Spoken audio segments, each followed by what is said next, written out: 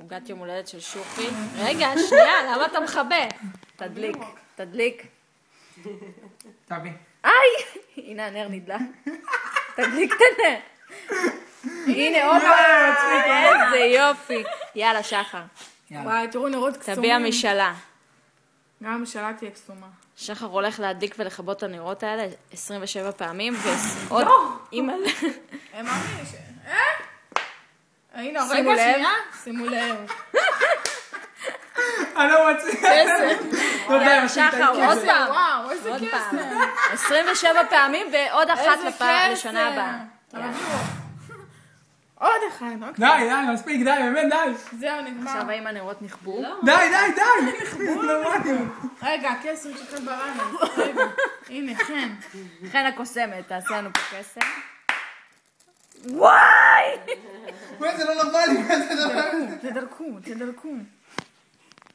לא עובד, לא הלך. מה הלך לא, אלה... טוב, די, בלי רוח, בסוף נאכל את העוגה. שחר, תכבד את הנרות פעם אחרונה. חלאס, פעם אחרונה, כבד את הנרות. זהו. כבה. כבד את שימשיכו הנרות. עכשיו, מה, מים כאילו? הם מפסיקים. כבה אותו, שחר, אל תתייאש. הוא נכבה. הנה, כבה אותו. זה לא נורמלי.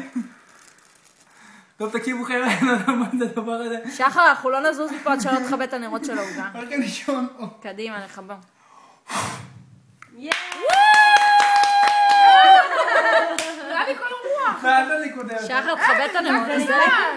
תכבד את הנרות. אז איפה נעשה אותה? בואי נעשה פדיחה, אני גורבת. וואי, תראו מה נהיה עכשיו. נו. טוב, בוא נוציא את זה, נשים את זה איפשהו. עושים מתוך האדמה.